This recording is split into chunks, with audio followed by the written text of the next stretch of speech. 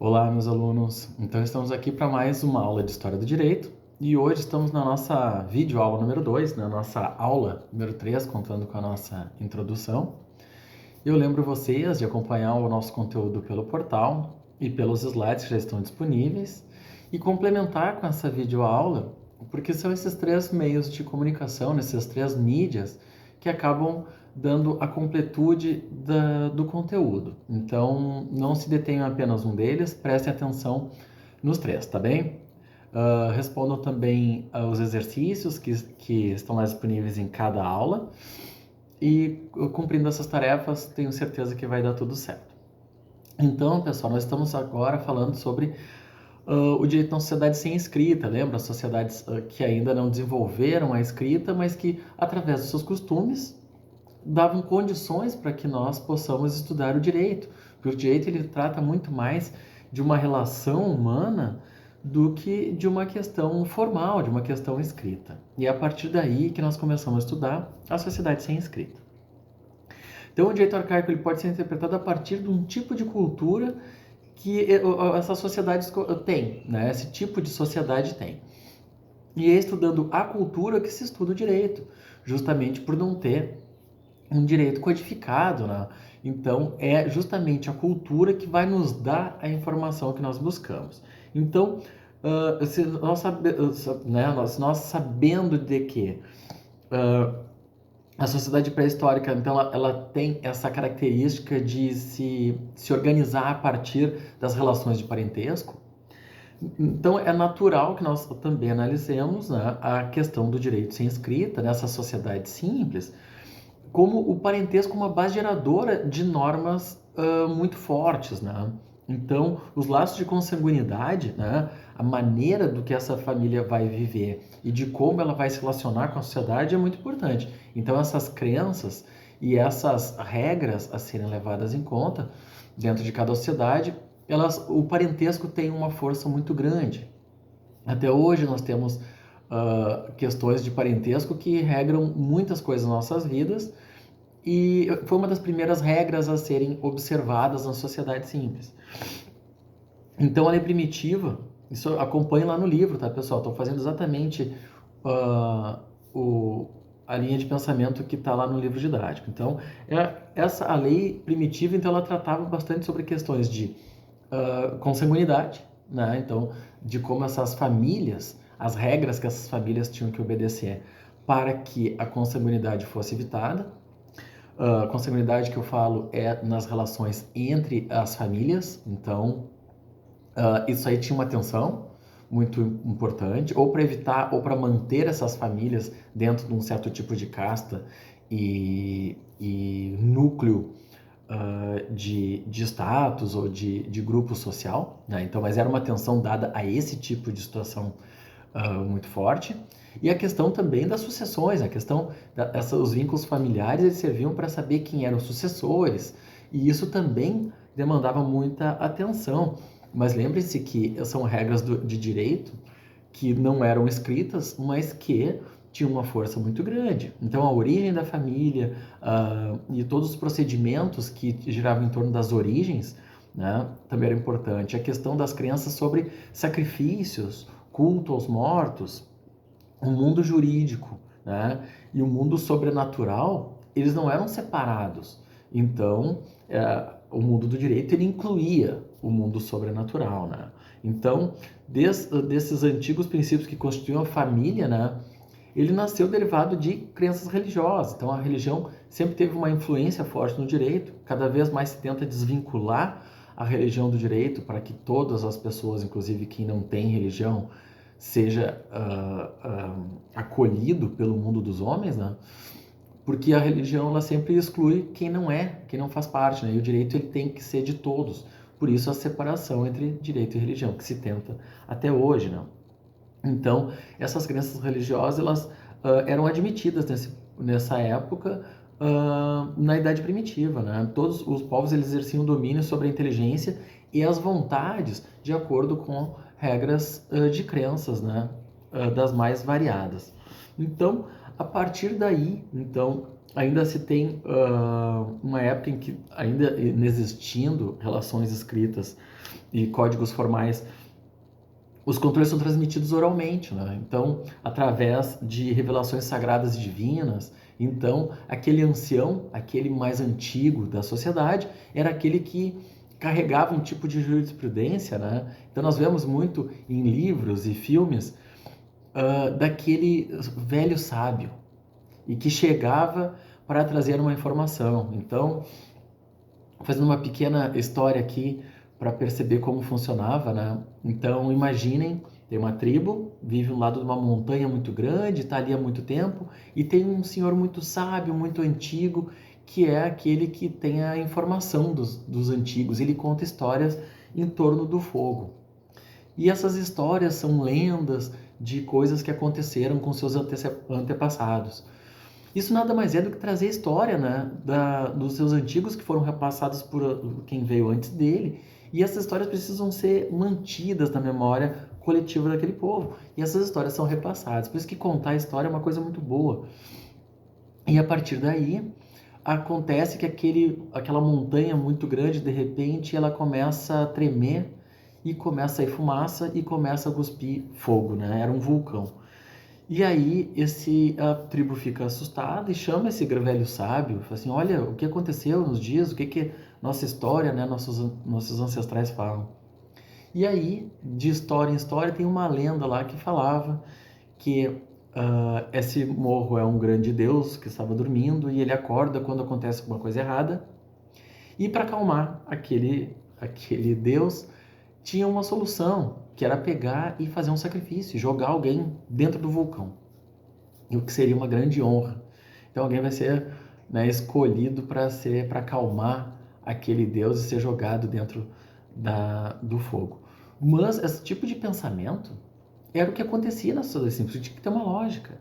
Então, se acontecia uma grande safra e acontecia as chuvas certas, tinha um agrado, existia a regra como um prêmio de alguma coisa boa. Se a seca viesse, era uma punição por alguma coisa que deu errado, daí se fazia um totem, fazia uma estátua, fazia, como tem na Ilha de Páscoa, e por aí vai. Então tem sempre uma relação entre essa sociedade simples, as regras sociais que nós chamamos de direito hoje, nessas regras de essas normas de controle, e o mundo sobrenatural. Então nós vamos ver lá que os faraós eram enterrados com carruagens e com cavalos e matavam funcionários também para enterrar junto com o faraó. Por quê? Porque o mundo sobrenatural e o mundo terreno era a mesma coisa. Então ele falou assim, olha, eles tomavam a decisão de que esse faraó aqui ele é muito poderoso, ele é muito rico, ele é muito importante. Ele não vai chegar lá no mundo sobrenatural sem ter uma carruagem para andar, sem ter os seus cavalos, os seus funcionários. Ele precisa disso para usar nesse outro mundo. Então eles matavam os funcionários, matavam o cavalo, enterravam ele com a carruagem, com tudo. Porque na verdade existia essa ligação entre o mundo terreno e o mundo sobrenatural, né? Então, e tudo isso tem a ver com um tipo de controle social, né? E uma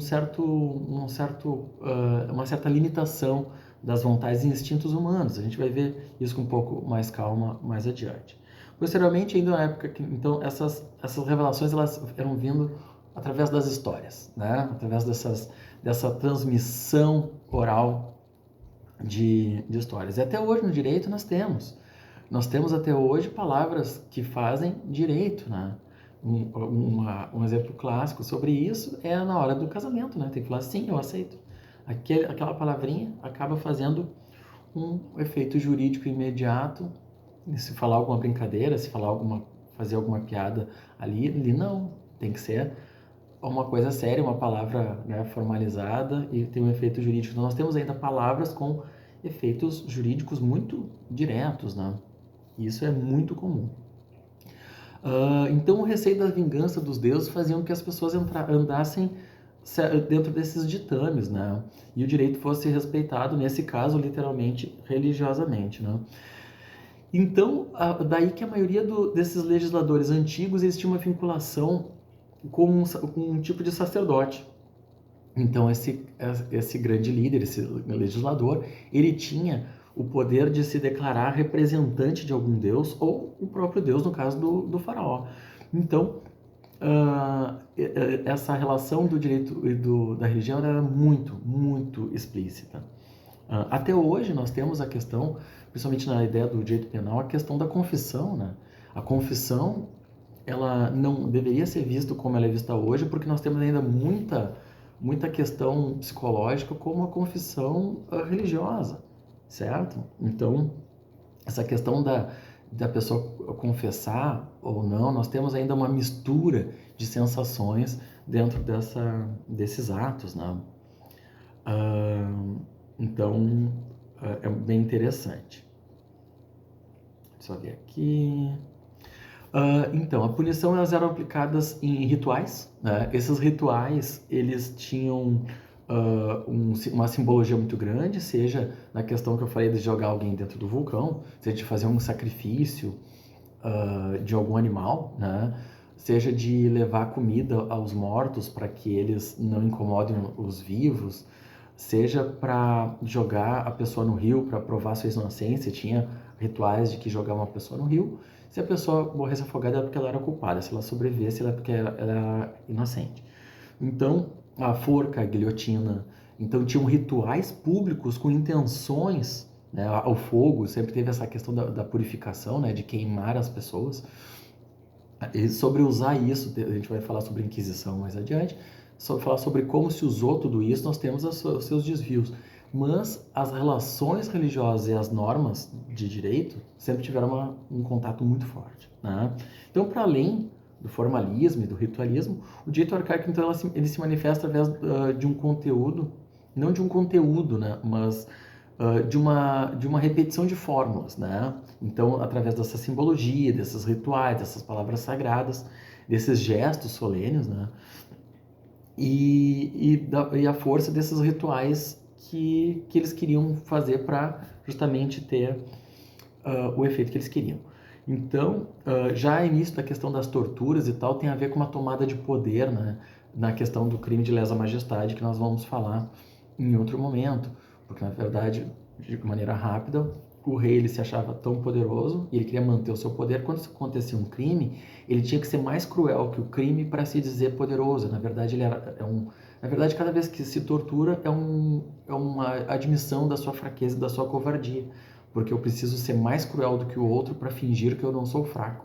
Então eu finjo uma força através da brutalidade. Por isso que a tortura, até hoje, tem essa questão de que a tortura é um tipo de poder. Não, a tortura, através da história, ela sempre se mostrou um símbolo de covardia e de fraqueza, porque eu preciso mostrar uma força, eu preciso mostrar uma arma, eu preciso mostrar um tipo de força brutal para esconder um poder, porque quem é poderoso não precisa mostrar nada disso. Quem é poderoso tem uma liderança natural. O líder poderoso ele não precisa mostrar armas, ele não precisa andar armado, ele não precisa desse tipo de situação. Então, os reis mais violentos, através da história, desde que se estuda, os mais violentos eram justamente aqueles que eram os mais covardes, né? Porque eles precisavam se afirmar de alguma maneira. E os líderes mais relevantes através da história, eles não usavam armas, eles usavam justamente essa posição de líder, né? Isso é muito interessante. Isso é interessantíssimo, essa questão psicológica dentro da posição do líder, né? Então, os efeitos jurídicos eles são determinados através desses atos, né, e procedimentos que envolvidos pela magia, né? Tinha muita essa questão da magia, né? Pela sonoridade das palavras, forma-se um jogo constante de ritualismo. Então, a questão da magia, isso tudo né, tem a ver tanto com a manutenção de normas, como também depois de perseguição, na época da Inquisição, como eu falei antes. Porém, então, o direito primitivo, a matriz sagrada, né, avança historicamente para um período em que se impõe a força e a repetição dos costumes. Então, a força desses rituais e a repetição dos costumes eram o que solidificavam as normas dentro desse período. Então, o direito antigo ele tem 3 períodos que nos interessam aí, até ele passar nessa evolução, tá? Então, o direito arcaico é o sânscrito, tá? E o direito antigo, ele já começa a ter algum tipo de evolução, né? Então nós vamos ver isso aí de maneira maior, eu vou trazer os pormenores de tudo isso, mas nós percebemos o seguinte, que nós temos o direito sem escrita, o direito começa a ter algum tipo de registro, né? Então no direito antigo vamos pegar 3 períodos aí. Então o primeiro é um direito que provém dos deuses, né, dessa origem divina, né? O direito que se confunde com os costumes, porque à medida que a sociedade começa a ter uma complexidade maior, os costumes começam a concorrer com a questão do direito divino, porque não tem como ter um direito divino que consiga legislar toda a complexidade humana. Então esses costumes começam a competir com os costumes. E a partir daí, numa evolução já bem mais adiantada, então um direito muito vinculado à questão legal. E daí já começa a ter uma definição justamente do campo do direito. Então, nas sociedades antigas, né, tanto as leis como os códigos, eles eram essa expressão divina, tá, revelada através de imposição de legisladores, administradores e sacerdotes, né, e eles tinham esses privilégios de ter a posição de fala e justamente impor a questão da norma a ser aplicada naquele momento.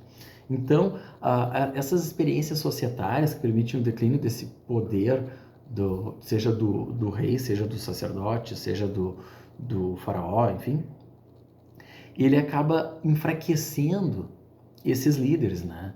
E começa a ter a emergência de aristocracias mais adiante, né? E que querem ter o poder de ser o depositário dessa legislação.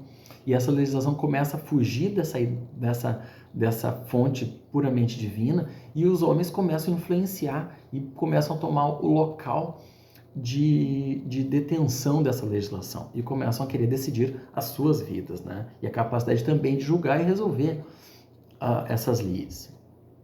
Mas daí esse momento inicial, ele teve muitas batalhas e muitas idas e voltas, né? Muitas evoluções e recuos, né? Para que esses rituais começassem a perder força, né? Então até que os costumes começaram a ter uma força muito grande. E aí, sobre o direito constitucionário, nós vamos ver mais adiante também, com bastante calma, vocês fiquem tranquilos, que vocês vão entender tudo direitinho. Tá? Então, o uso desses costumes como fonte de regras tem um efeito de controle e regulamentação da sociedade de maneira muito forte, inclusive até hoje como fonte subsidiária. Tá? Então, nessa época do direito consuetudinário, né, um período muito grande, que mesmo assim, que a gente estava falando da sociedade sem escrita, então os costumes como regra é justamente uma época do direito sem escrita. Então, uma casta ou um tipo de nível social lá, investida no poder judicial, era o único meio de poder conservar com algum rigor os costumes dessa raça ou da tribo. Então, nós tínhamos, através dos costumes, mesmo assim, um local privilegiado que detinha essas informações.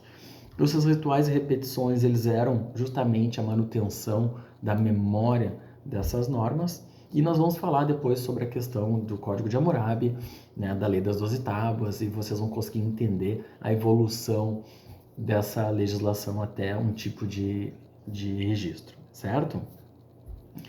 E aí nós vamos falar agora um pouquinho, tá, sobre direito e religião.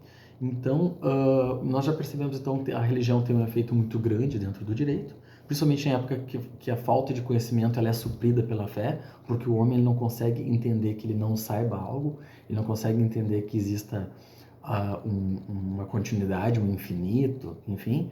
Então ele tem esse ímpeto filosófico de perguntar e se questionar, e a religião, a fé, ela dá alento para que as pessoas consigam ter uma elevação humana e aceite, né, uma regra que ela é incompreensível. E a fé ela dá esse alento ao homem, né? Então, o objetivo da religião é a elevação espiritual do homem, né? Na verdade, a questão ética é uma questão interna do homem, a questão moral, desculpe, é uma questão interna do homem. A questão religião é uma questão extraterrena do homem. E a questão do direito é a lei terrena do homem.